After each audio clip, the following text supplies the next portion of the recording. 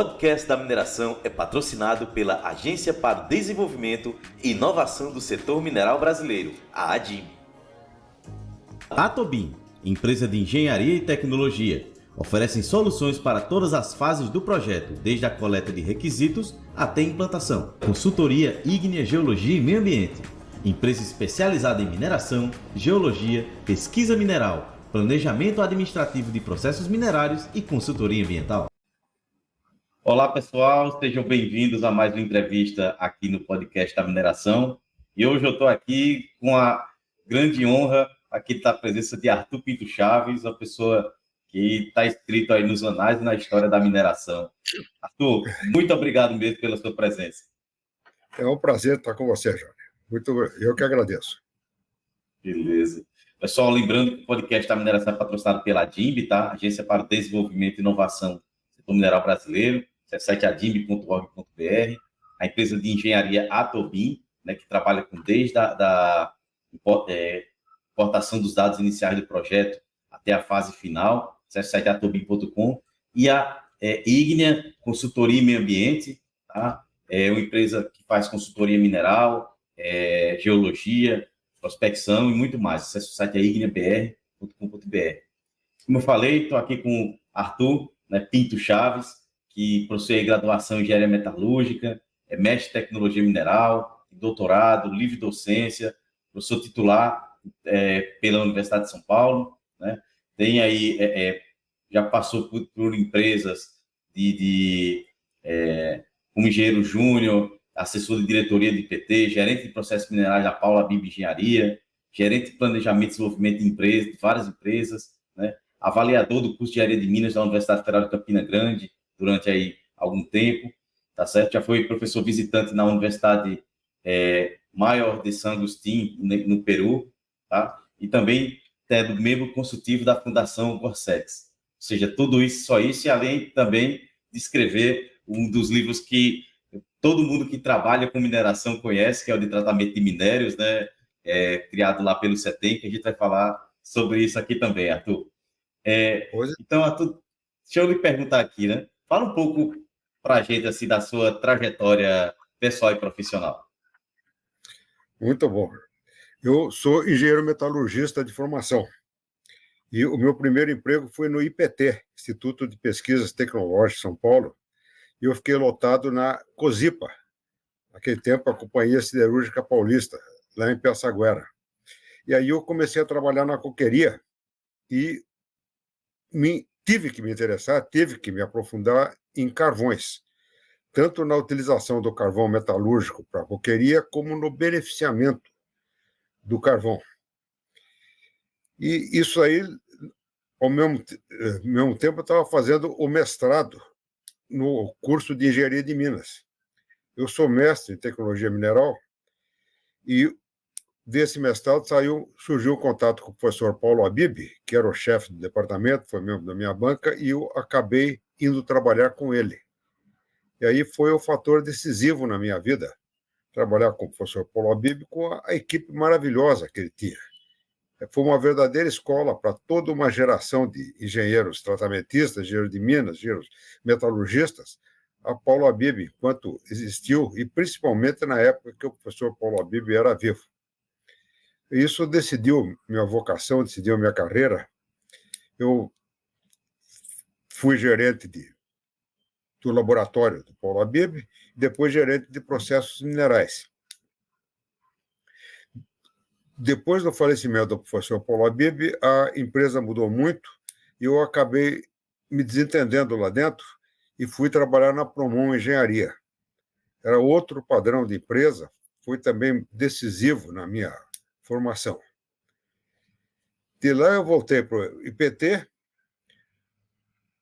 trabalhei na Brumadinho e trabalhei numa empresa que eu e mais 5 colegas, ex-Paulo Habib, fundamos, que foi a Alternativa Engenharia de Minas. Ao mesmo tempo, eu desenvolvi uma carreira profissional na Poli, na Politécnica. Eu sou professor da Poli desde 1976. A maior parte do tempo em tempo parcial.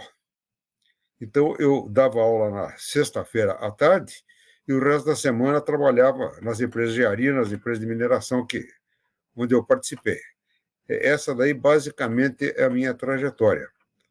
Eu, depois da alternativa, passei a ser professor em tempo integral na Politécnica e acabei me aposentando pela Poli em 1998. Não sei se você se lembra, nossos ouvintes vão se lembrar, o Fernando Henrique Cardoso fez uma reforma muito grande da Previdência Social.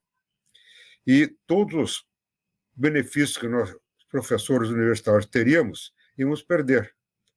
Então, houve uma demissão em massa. No meu departamento, só no meu departamento, eram 18 professores, 8 se aposentaram. O departamento correu o risco de fechar. Então, o chefe do departamento pediu para nós que continuássemos dando aula até que ele conseguisse reestruturar o departamento. E eu estou dando aula até hoje. Essa é a história. Então, basicamente é isso daí. Em 98 eu me aposentei, continuo dando aula, continuo pesquisando, continuo com acesso aos laboratórios, orientando mestrado, doutorado, trabalho de conclusão de curso.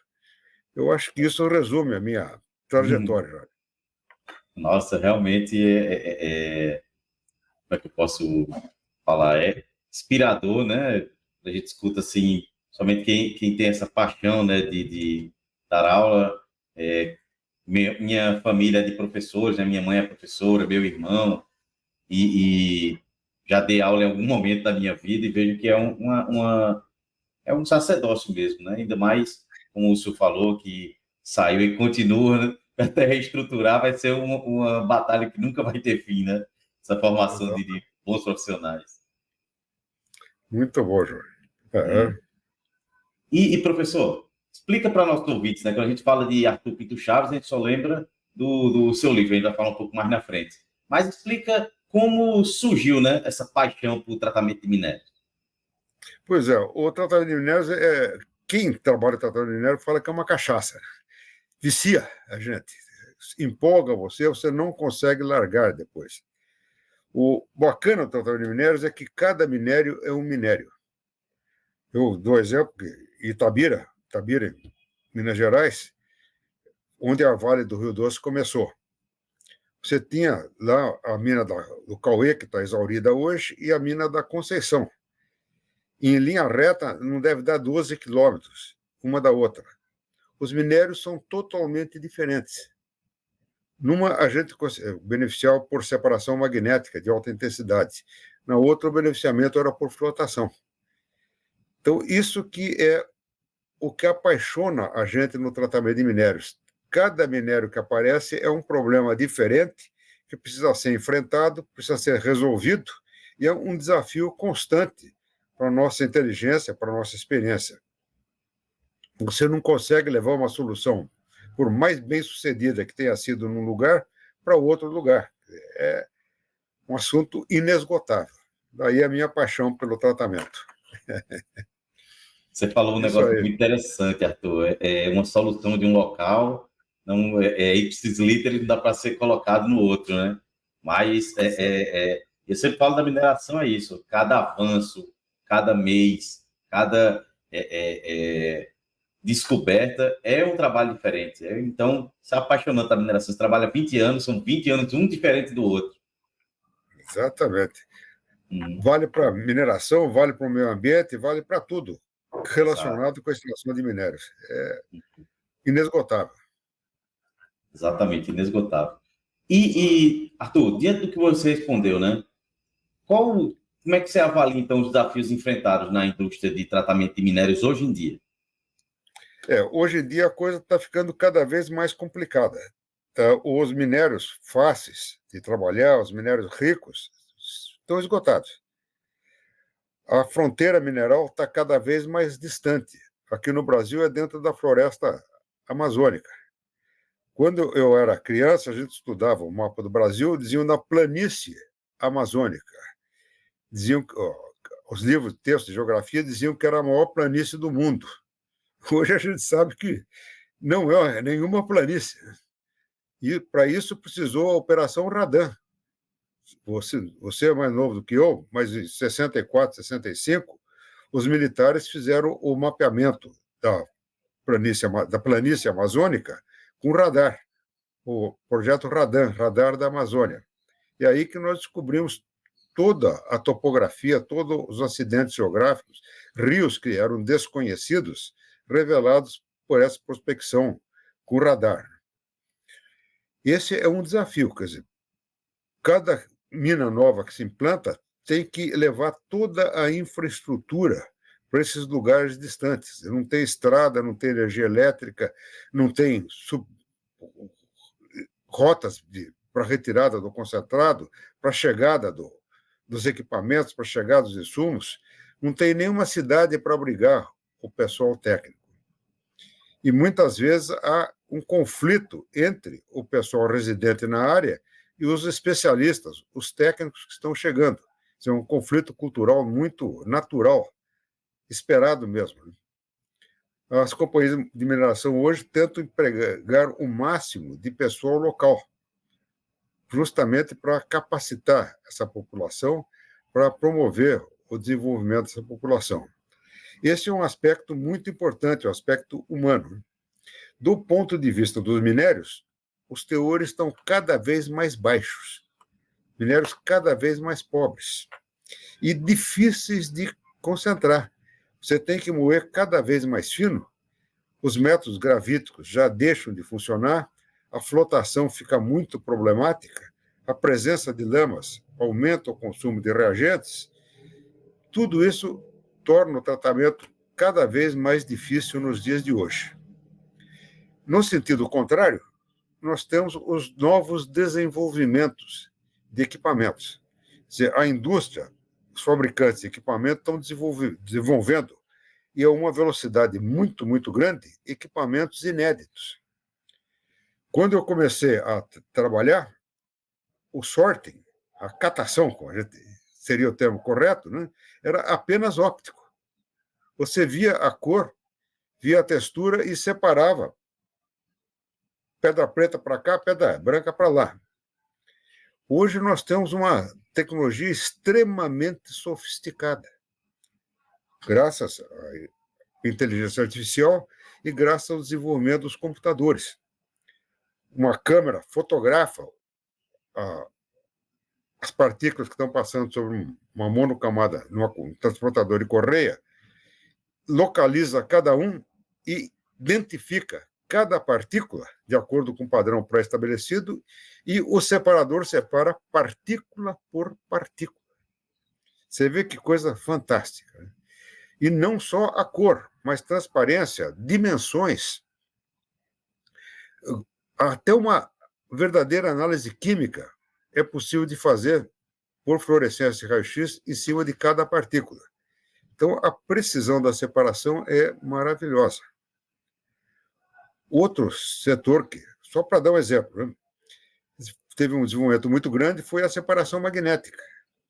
Quando eu comecei a trabalhar, eram bobinas magnéticas imensas, pesadíssimas, um consumo de energia elétrica enorme. Quer dizer, aquelas bobinas precisavam ser refrigeradas a ar, porque o consumo de energia era muito, muito grande. O calor gerado era muito grande.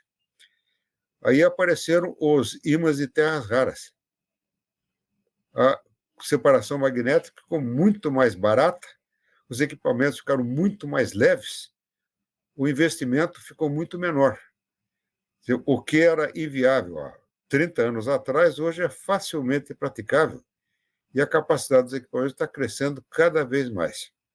Então, são duas tendências aparentemente contraditórias, mas que uma supre a dificuldade da outra. Eu acho que é isso que eu podia resumir a sua resposta, né? Perfeito. E, professor, acho que esse aqui é a pergunta que todo mundo que está assistindo aqui quer saber, né? Vamos falar do seu livro, né? Como é que surgiu essa ideia? Como é que foi o projeto? Explica para a gente aí, como é desde o início lá, como sentou um dia, imaginou e como é que foi? Eu comecei a lecionar na Poli em 1976, Você vê que já faz quase 50 anos. Exato. Eu trabalhava na Paula Bib Engenharia e na companhia de grandes engenheiros, que teve lá o Kazuo, o Temístocles Alvim de Lima e o próprio José Luiz Beraldo, o próprio professor Paulo Abib. E o ensino naquela época era muito livresco. Eram livros puramente teóricos, quer dizer, pessoal que tinha vivido na universidade e que nunca tinha posto o pé numa usina. E aquilo lá me chocava muito. Eu queria ensinar meus alunos a serem engenheiros. Queria que eles fossem profissionais como eu era e, graças a Deus, vários deles se tornaram profissionais muito melhores do que eu, líderes de toda uma geração. Então, eu comecei primeiro, a dar exercícios para eles, baseados em casos reais. E depois a fazer uma apostila. Sair daquele conteúdo livresco que a gente encontra na literatura técnica e procurar casos práticos, a realidade da usina de beneficiamento, chão de fábrica. Então, fiz apostilas, eu distribuí as apostilas para os meus alunos. Sempre tem algum leitor mais crítico que questiona. Eu era obrigado a considerar essas críticas, a incorporar as sugestões nos livros, e fui ficando cada vez mais adquirindo a forma final. O primeiro volume foi publicado em 1995. Você vê, já fazem 29 anos atrás, quase 30 anos atrás. Foi os editores da revista Brasil Mineral, a editora Signos, que publicaram aquele livro. E foi um sucesso, quer dizer, teve muita aceitação, caiu no gosto da turma, e a partir daí foram aparecendo um livro após o outro. Hoje nós temos 6 volumes, abrangendo praticamente todo o escopo do tratamento de minérios. É a necessidade de enfocar mais objetivamente a vida do engenheiro tratamentista. Isso que foi o desafio que eu aceitei e que me levou a escrevê-los. Isso aí. Perfeito. Professor, no caso, eu estou falando pessoalmente, né? Eu estudei a versão, acho que com a versão terceira edição, né? Que foi com a do CETEM. O que o senhor teria a dizer para a gente dessa edição? Do livro do CETEM ou da instituição? Do livro da instituição, né? Da instituição e em seguida o livro. Perfeito. O CETEM é uma instituição de ponta no Brasil e teve grandes diretores. Quem norteou o CETEM foi o professor Vilas Boas. Uhum. Vilas Boas era engenheiro de Minas pela Poli também, fez um PhD na Colorado School of Mines e, quando voltou, foi contratado pelo governo para ser o diretor do CETEM. E ele deu a feição que o CETEM teve ao longo de todo o tempo. Ele foi cedido pela doutora Eda Vargas, professora da COP, do Federal do Rio de Janeiro, e pelo Gildo Araújo Sá Cavalcante, que também era um geólogo, aí de Recife, exatamente, formado aí em Recife, engenheiro de Minas, formado aí em Recife. E eles continuaram o sonho do Vilas Boas e consolidaram o CETEM. A partir daí, já consolidado, ele segue a carreira dele. E o CETEM fica notável pela quantidade de publicações de alta qualidade que ele tem. Especialmente 2 livros, o livro de minérios e rochas industriais e o livro de tratamento de minérios. Tratamento de minérios está na 6ª ou na 7ª edição. Junto com os meus livros é a Bíblia de todo mundo, é a referência que todo o pessoal usa. Eu acho que os 2 livros não competem. Cada um está no seu ramo, eles se complementam. Eu oriento meus alunos, meus estudantes, a começarem pelo livro do CETEM e depois passarem para os meus livros. Encontrar uma realidade industrial mais realista, né? Exato, como você falou, são complementares, né? São coisas que juntas E é como eu falei aqui no início, não tem quem não passou por essa área que não tenha visto esses livros, o seu, do seu Junto com Setembro, do Zé Adão também, né? Arthur, na sua visão, né? Quais são as tendências futuras no tratamento de minérios? Essa é uma pergunta muito importante, muito interessante. A gente fica um pouco perplexo com a entrada da inteligência artificial, que nem os médicos estão perplexos com a inteligência artificial, os advogados estão perplexos com a inteligência artificial. Será que nós vamos perder o emprego? Vai ter um computador respondendo tudo? Ou será que a inteligência artificial vai ajudar a vida da gente? Se ela vai responder as perguntas básicas, como que as novas gerações de engenheiros vão ser treinadas? Se eu aprendi com o Beraldo, aprendi com o Cazu, aprendi com o Alvim, aprendi com engenheiros mais experientes do que eu. Será que um computador vai me ensinar a trabalhar? É isso que me deixa preocupado e perplexo. Como vai ser o treinamento das futuras gerações de engenheiros pela inteligência artificial? Outro ponto que está cada vez mais importante é o controle automático de processos. As usinas têm sistemas supervisórios que controlam toda a operação. Uma usina da Vale, inclusive, tem uma câmera de televisão olhando para as bolhas de flotação, detectando mudança de textura, mudança de tamanho de bolha, mudança de cor de bolha. E ela imediatamente toma uma medida corretiva a partir da aparência da bolha. Quer dizer, aquilo que eu fazia na usina de beneficiamento, que eu, como engenheiro de processo, fazia, o supervisório está fazendo. Isso é muito bom, estabiliza o processo. Mas, por outro lado, o engenheiro de processo se acomoda. Ele fica no ar-condicionado da sala de controle e não vai mais para a usina, porque o supervisório está fazendo o trabalho dele. Tá? Aquele contato físico, eu lembro do professor Paulo Abib, ele ia para a usina e voltava todo sujo. Ele botava a mão na polpa para ver a temperatura, para ver a textura, sentir a granulometria das partículas. Eu faço a mesma coisa, volto imundo. Minha mulher briga comigo cada vez que eu vou. Bota minha roupa para ferver, joga fora minhas camisas. Eu tenho medo que isso prejudique a qualidade dos novos profissionais, das novas gerações de engenheiros de mina. Eu tenho certeza que sempre vão haver indivíduos realmente vocacionados, indivíduos que não vão ser afetados por essas vicissitudes.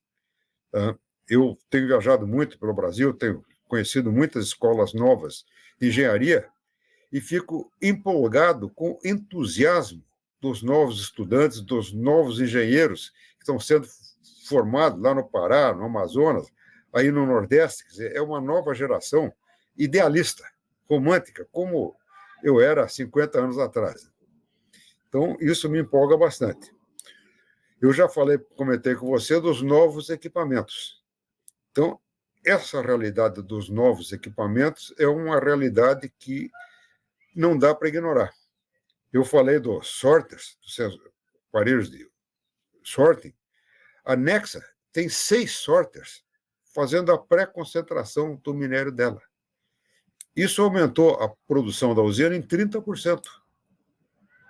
Reduziu a massa alimentada à usina pela catação, pela separação do material estéril que não vai mais entrar na usina. Esse material estéril era principalmente quartzoso. Então, a moagem ficou muito mais fácil. O WI, o Work Index de bonde, diminuiu muito e o desgaste abrasivo de bolas, de revestimentos, diminuiu sensivelmente, quer dizer, diminuiu muito os custos. São novas direções, novas alternativas que a gente tem. Por outro lado, como eu comentei com você, os minérios estão cada vez mais difíceis. E isso a inteligência artificial não vai resolver. Só a experiência, o conhecimento, o sexto sentido que um tratamentista experiente tem, vai poder ajudar a resolver esses problemas. Agora, eu fico muito surpreso com o espaço que as empresas estão encontrando para a inovação. Eu sempre me lembro do caso da CBMM, Companhia Brasileira de Metalurgia e Mineração, Unióbio, lá de Araxá. Ela virou essa potência que ela é porque ela investiu em tecnologia, tanto em tecnologia de beneficiamento, tecnologia de mineração, como em tecnologia de fabricação de aços especiais a nióbio. O nióbio, na metalurgia, é um refinador de grão. Então, você obtém um aço com cristais muito pequenininhos. O BMW tem o mesmo peso de um Toyota, só que o BMW é feito de aço e o Toyota é feito de ligas de alumínio.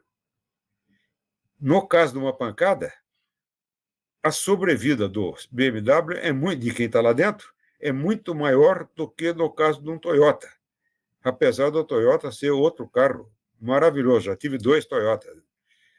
Então, isso é inovação.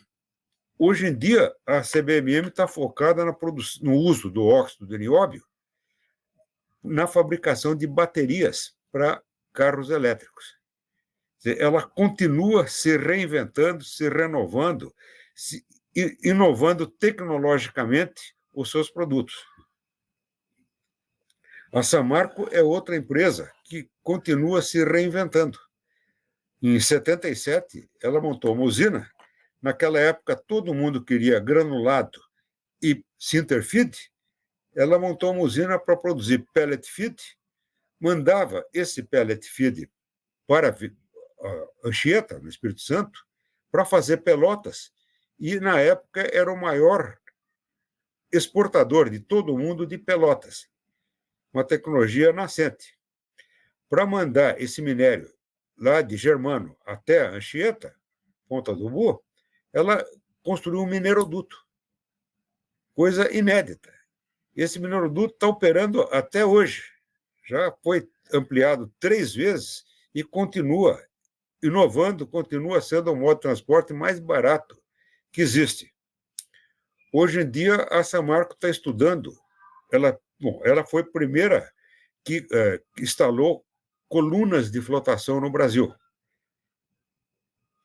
Há 10 anos apenas da primeira coluna de flotação ter sido instalada no Canadá. Hoje ela já está pensando na substituição das colunas de flotação por células pneumáticas. Funcionam mais ou menos da mesma maneira, tem a mesma faixa de aplicações para partículas ultrafinas, mas são muito mais econômicas em termos de construção, em termos de uso do espaço e em termos de desempenho. Vale a pena. O que me preocupa aqui no Brasil é a instabilidade política.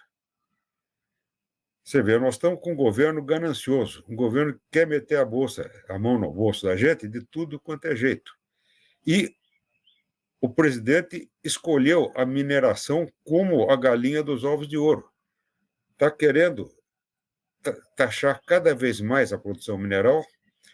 A Agência Nacional de Mineração, que deveria substituir o DNPM, é totalmente inoperante. A mineração ilegal, o garimpo, sem qualquer compromisso com a sociedade, com a economia, não pagando, não recolhendo impostos e destruindo o meio ambiente, está num ritmo escandaloso. E a gente não vê providência nenhuma a respeito. Quer dizer, essa situação de instabilidade política, de incompetência governamental, me prejudica cada vez mais. Não sei se respondi a tua pergunta. Respondeu sim, professor, com certeza, e falou muito bem nesse quesito e quando as empresas investem nessa questão de inovação aberta, né,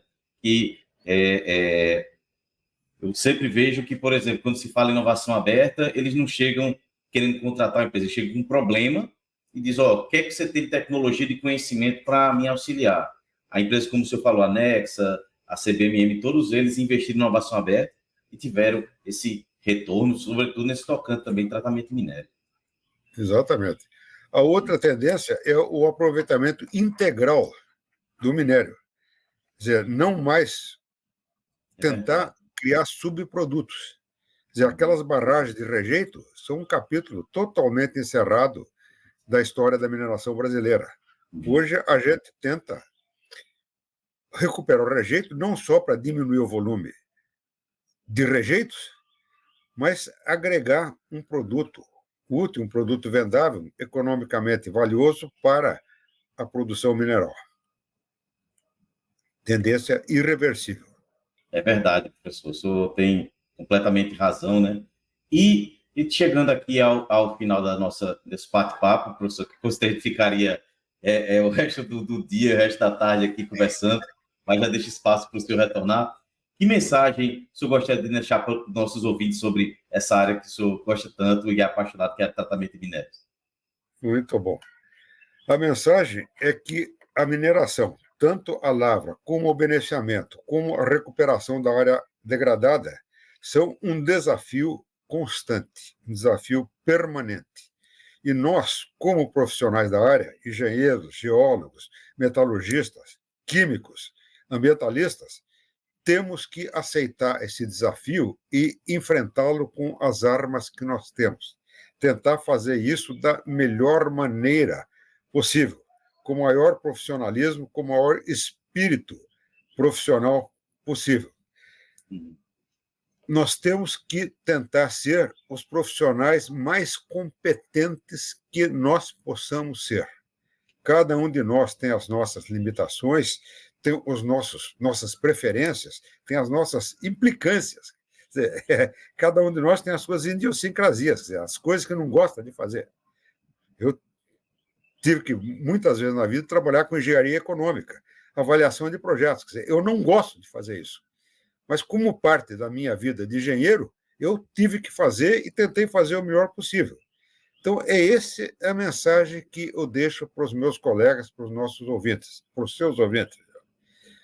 Tentar ser o profissional mais competente possível, o profissional mais completo possível e, acima de tudo, trabalhar com ética e honestidade profissional. Nós fazemos um juramento na nossa formatura, nós temos que honrar esse juramento tentando ser os profissionais mais éticos, mais competentes que nós possamos ser. Muito obrigado, Jônio. Muito obrigado. Hein? Eu que agradeço, professor. Muito obrigado pelas palavras. Novamente deixo o espaço para quando quiser voltar o convite, tá certo? É uma honra para mim aqui com o podcast da mineração estar falando com você, tá certo? Fico muito feliz, tenho certeza que nossos ouvintes vão gostar bastante também dessa sua entrevista. Muito obrigado mesmo. Eu que agradeço, Jorge. Um abração, então. Até qualquer hora. Perfeito. Pessoal, lembrando que o podcast da mineração é patrocinado pela DIMB, né? Acesse o site adimb.org.br, a empresa de engenharia Atobim Engenharia, acesse o site atobim.com, e a consultoria em geologia e meio ambiente, prospecção mineral, ígnea, e acesse o site igneabr.com.br. Lembre-se, mineração pode não ser o futuro, mas não existe futuro sem mineração, e até a próxima. O podcast da mineração é patrocinado pela Agência para o Desenvolvimento e Inovação do Setor Mineral Brasileiro, a ADIM. Atobim, empresa de engenharia e tecnologia, oferecem soluções para todas as fases do projeto, desde a coleta de requisitos até a implantação. Consultoria ígnea, geologia e meio ambiente. Empresa especializada em mineração, geologia, pesquisa mineral, planejamento administrativo de processos minerários e consultoria ambiental.